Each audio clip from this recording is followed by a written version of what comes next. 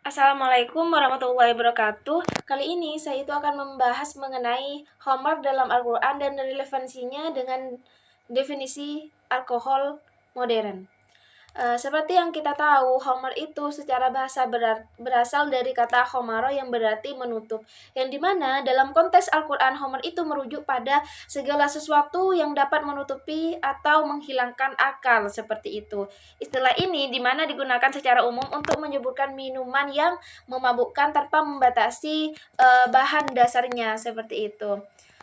Proses pengharaman Homer. Al-Quran itu mengatur pengharaman Homer secara bertahap. Tahap pertama yaitu menjelaskan adanya manfaat dan mudarat sesuai dengan surah Al-Baqarah ayat 219 seperti itu. Kemudian melarang sholat dalam keadaan mabuk itu termasuk dalam surah An-Nisa ayat 43, dan akhirnya turunlah larangan total dalam Al-Maidah yaitu nomor surat 90 sampai 91 yang menyebutkan Homer itu sebagai rijsun min amali asyaiton, yang dimana perbuatan keji dari perbuatan setan.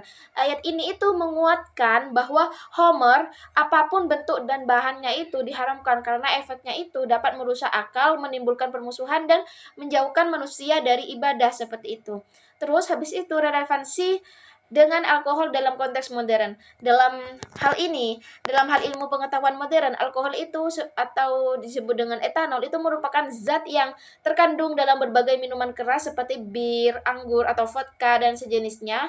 Meski istilahnya berbeda, di mana kandungan zat yang menyebabkan hilangnya kesadaran itu tetap sama. Oleh karena itu, para ulama kontemporer sepakat bahwa alkohol yang memabukkan berapapun kadar kandungannya itu termasuk dalam kategori homer dan haram hukumnya jika dikonsumsi untuk mabuk, seperti itu.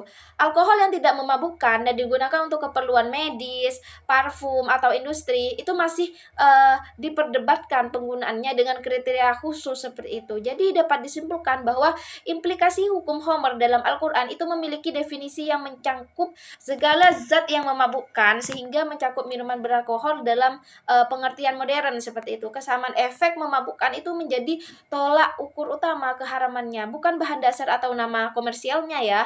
Oleh karena itu, umat Islam itu harus berhati-hati terhadap konsumsi produk yang mengandung alkohol, khususnya jika tujuannya untuk mabuk. Dalam konteks hukum Islam, pendekatan yang komprehensif itu dan kontekstual itu dibutuhkan agar fatwa dan kebijakan dapat disesuaikan dengan tantangan zaman tanpa mengorbankan prinsip syariahnya, seperti itu.